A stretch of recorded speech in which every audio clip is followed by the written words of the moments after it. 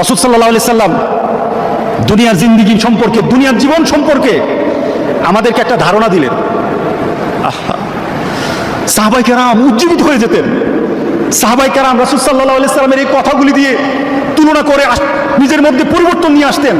এতদিন বাঁচবো মাত্র, এতদিন আমার দুনিয়ার জিন্দেগি, আমি মাত্র এতদিনের জন্য দুনিয়াতে এসেছি। রাসূল সাল্লাল্লাহু আলাইহি সাল্লাম সাহাবায়ে কেরামদেরকে ডেকে বললেন, এদিকে আসো সবাই। রাসূল সাল্লাল্লাহু আলাইহি সাল্লাম, মুসলিম শরীফের হাদিস, সাহাবায়ে কেরামদেরকে বললেন, হযরত মাসতুর ইবনে শাদ্দাদ রাদিয়াল্লাহু তাআলা আনহু থেকে বর্ণিত, রাসূল সাল্লাল্লাহু আলাইহি সাল্লাম শপথ করে বললেন, আল্লাহর শপথ, ওয়াল্লাহি, আল্লাহর শপথ করে বললেন, এই দুনিয়ার জিন্দেগি আরেকটা হলো আখিরাতের জিন্দেগি। দুনিয়ার জীবন, আখিরাতের জীবন। দুনিয়ার আমাদের প্রাপ্তি, আখিরাতের প্রাপ্তি। দুনিয়াতে আমার চাহিদা আর আখিরাতে আমাদের চাহিদা তুলনা কেমন? রাসূল তুলনা দিতে গিয়ে বললেন, সমুদ্র থেকে, সমুদ্রের পাড়ে একটা লোক দাঁড়ানো, সমুদ্রের পাড়ে। পৃথিবীতে সমুদ্রের অংশ, পানির অংশ বেশি না স্থলভাগের অংশ বেশি? পানি। স্থলভাগে পানি নাই? কি বলেন, পানি নাই? আমাদের দেহে পানি আছে কিনা? আমাদের দেহ তো পানি আছে। এই যে বাতাস, বাতাসে পানি আছে কিনা? জলীয় বাষ্প আছে। আমাদের সকল স্থানে পানি আছে, পানির অংশ তো আছেই 4 ভাগের 3 ভাগ। এরপর আবার সব স্থানে পানি আছে।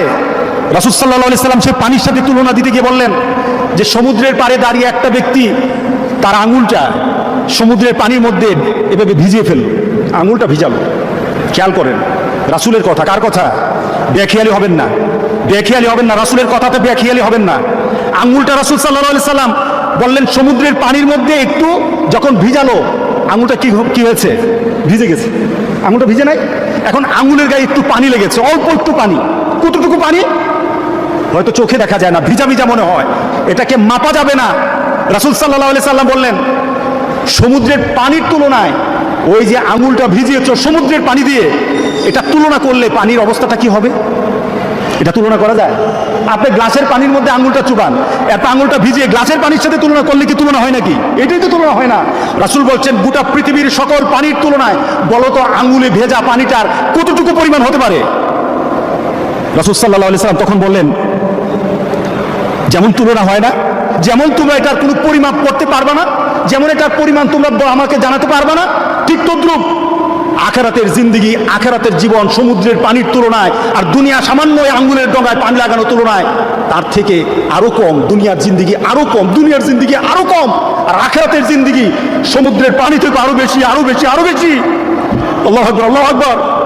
কারণ সেটারও একটা মাপ আছে, সেটারও একটা পরিমাণ আছে, সেটারও একটা শেষ আছে সমুদ্রের পানির। কিন্তু আখিরাতের জিন্দেগির শেষ বলতে কিছু নেই, আরম্ভ আছে, শেষ হবে না, হবে না, শেষ হবে না।